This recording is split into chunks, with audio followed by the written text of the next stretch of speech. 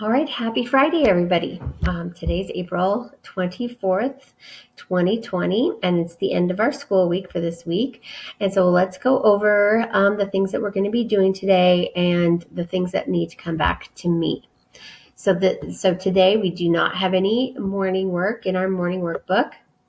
We're going to take our math for today assessment for week 25, and I do need a photo taken of it and then sent to my email, or a scan and send it to my email, whichever is easiest. And then if neither of those options work, you can always drop it off at the school next week. They're going to be extending the office hours from Monday through Thursday, so you can come Monday, Tuesday, Wednesday, or Thursday from 9 a.m. to noon to pick up packets or drop off packets.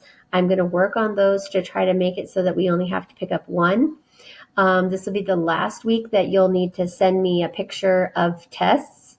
Moving forward, we're just going to need to send a picture of the daily assignment checkoff sheet to show me that you finished it at the end of the week. So I will be going over that in our video on Monday. But back to what we're doing today, Math for Today test. I will need a picture of that sent back to me. And then we're doing Spelling City, our test on Spelling City for list 26. Please do not have a spelling list with you when you're taking that test. Let's see how you do. We have no new read works today. So if you have any read work assignments from this whole week, we've done 4 this week. If you're not finished with those, go back and finish them. You do have through Sunday to finish any work from this week. We're not going to do any more for vocabulary. And then grammar, we're going to be doing our Unit 3 review. You may use your notebook, your grammar notebook, during this review. And I do need a picture of it sent back to my email. So scan it or take a picture or drop it off at the office next week. No new writing lessons today. So if you're behind on any writing lessons, we have time to do that all the way through. Actually, you'll have plenty of time even through next week. So if you're not finished, that's okay. I know that a lot of people are getting updates from Google Classroom that things are missing. And so we'll just try to get caught up on that. Don't worry about that. What's more important is just getting it finished. So I'm not holding due dates for anything. So I'm just looking for things to get finished. That's more important to me than the time that I get it. We were supposed to do an Envision lesson yesterday for lesson 13.1, but because we're pushing it to next week, I don't want to have you do your interactive notebook. So we're going to cross that off today's agenda. We don't need to do this page. Oopsie. We're not going to do that page today. Okay. And then the only other thing we have is an art lesson on Cubism, focusing on Pablo Picasso. And so what I would like is whenever you're finished with your picture, for you to take a picture, a photograph of it with a phone or a tablet, or scan it to me or drop it off next week at the school. Just so that I can see your artwork and be able to give you credit for your art lesson. And then we do need to turn in our daily assignment sheet that marks off everything you finished for the week. So let's go back over really quickly what needs to come back. So first thing we need to have come back is the Math for Today assessment for week 25. We need the grammar test for Unit 3 review. I need the art that you create for your Cubism lesson. And then I need your daily assignment checkoff sheet. So this will be the last time that we need to send that many things. I'm going to try to make our daily assignment checkoff sheet available in 2 ways. You'll be able to have it on paper and you can drop it off or send me a picture or a scan. And I'm also going to put it into Google Classroom so that you could just mark it off and submit it. And then I get it and you won't have to send anything. So you'll have some options for that. All right, let's cruise down here.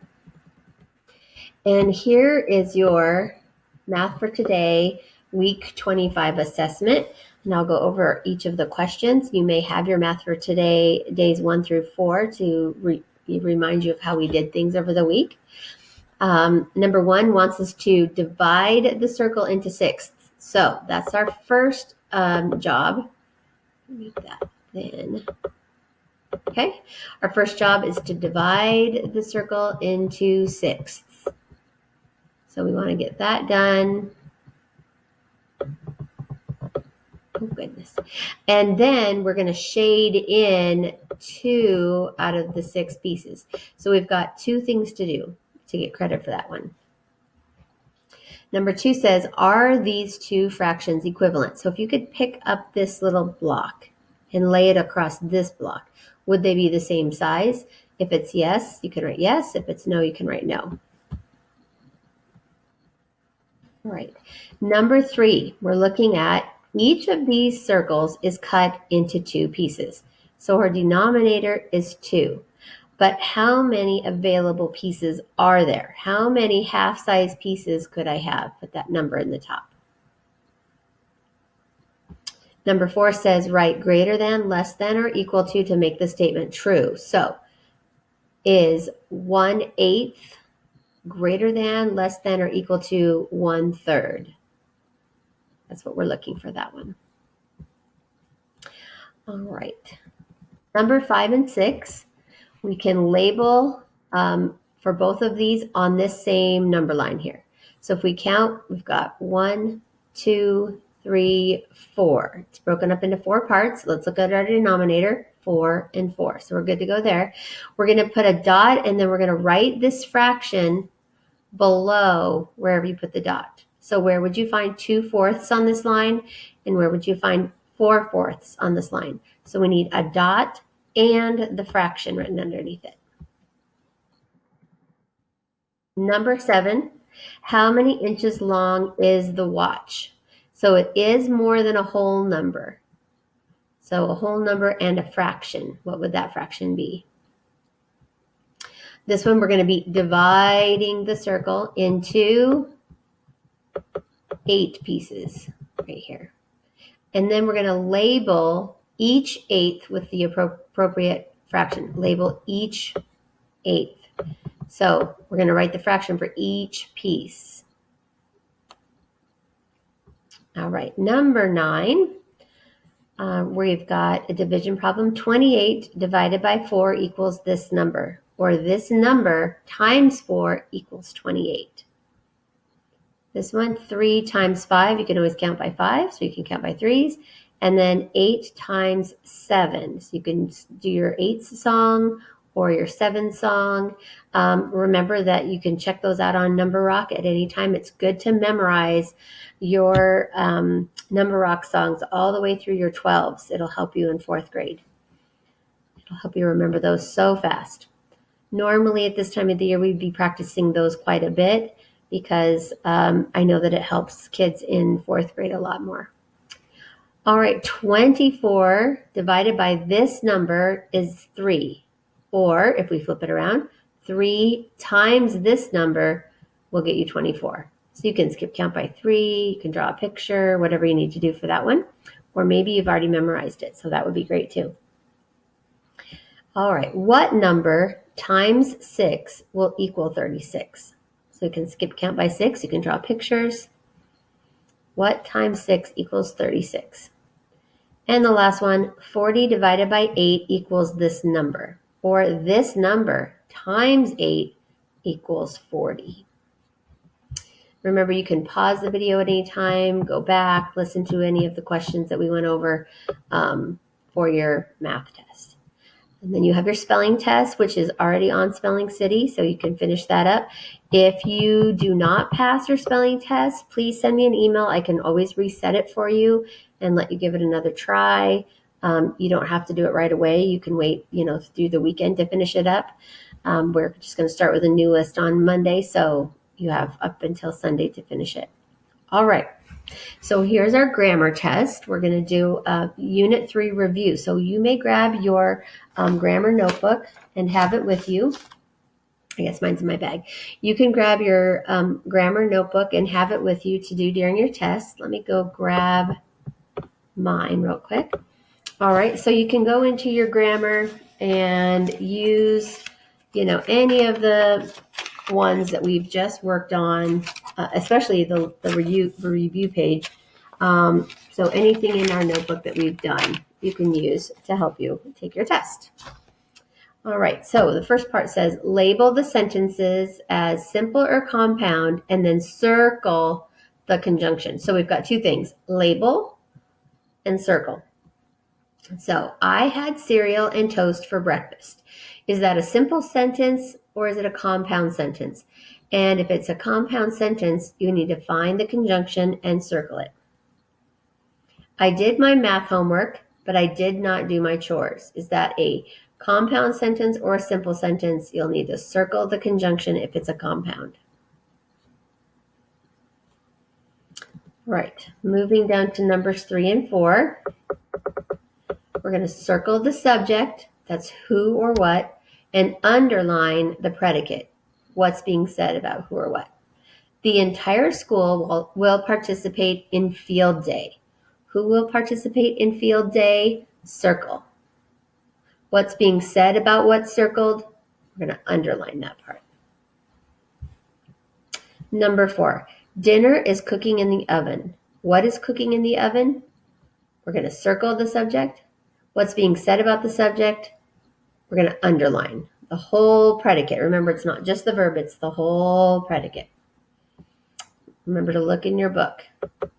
All right, so number 5 says, circle the word that makes the subject and the verb agree, and underline the pronoun and the antecedent. Okay, so we're going to do two things all in one sentence. If your mom needs anything, please be sure to help her. Okay, so circle either need or needs to make this sentence correct. And then we're going to underline the pronoun and the antecedent. So the pronoun replaces a noun, and the antecedent is that noun. So what would your pronoun be talking about? It's replacing someone's name. All right. Number 6 and 7. Number 6, write the comparative form of pretty. So if you're pretty, then I'm comparing pretty to this picture and this picture. This picture is pretty than that picture. Then this is the superlative form.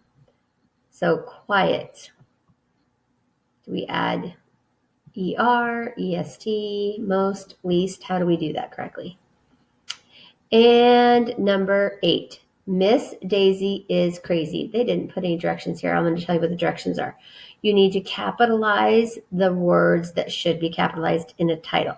So Miss Daisy is crazy is a title of a children's book. So which of these words should be capitalized and which ones should not be capitalized? And this one's a book, The One and Only Ivan. So which words should be capitalized in the title and which ones should not? Remember, a title has more capitalized letters than a sentence would have. So don't forget to do that part. Refer back to your book if you need questions on any of those things, on how to do them. All right, so I have a big red X on that page because we're not going to do that page this week. And this right here is for you to use if you would like for our art lesson on cubism. So this is just a face model that you can color on. So an example that you could have would be where you're going to draw your different lines in your different face shape. But if you don't care for that one, let me get this a little bigger here. If you don't care for using that one, think about something like drawing a chicken. And when you're finished with it, you're going to put some lines to break it up, and then you're going to color in different colors and not usually the way you would think it would be colored. Another example, you could do a fish and draw that on a page. And to make that cubism, you're going to draw little cubes and shapes on there and then color them in abstract colors. We don't want them to be like a normal looking picture. You could draw a flower And then you'll break your flower up into these cubes. And then you'd color them in. So you can do your own. And there's a picture of a bird that you could do if you wanted to. And then this. So these would just be ones that you draw on your own and color them in. So the one that I sent you was a face shape. And so, you could color it into abstract and make it, interesting and different. So however you'd want to do that, that's just an example. So we're going to go back over here. And so in your email, I'm going to include this video called Picasso. I'll show you what it looks like. So it's going to read you the story of Picasso and talk about what he did. And then you can go ahead and just decide how you want to do your picture and divide it up into lines. You can use the page that I sent and print that off there. And then when you're finished with it, make sure you have your name on it so that I can see your name somewhere. And then send it to me. So it'll be for your art grade. Let's check out our classwork in Google Classroom. All right. So in Google Classroom, we don't have any new writing assignments. So writing 8 was the last one. So you can keep working on lessons 1 through 8. Even though the computer is giving it a due date, you don't, I just need to have it done. It doesn't have a due date. I want you to do your best. This is practicing writing an informational report. So that's important to do. I did put our daily assignment checkoff sheet for this week in your Google Classroom. So what you would do, you could click on it, and then you can use little tools up here to cross things off if you want to. Put a check mark, put a cross it out, whatever you need to do to mark on your page. Let me see if I can find my tool. Okay, so there's one, and I could just mark on it. Oopsie. Well, supposedly I was going to mark on it. Oh, that's a border color.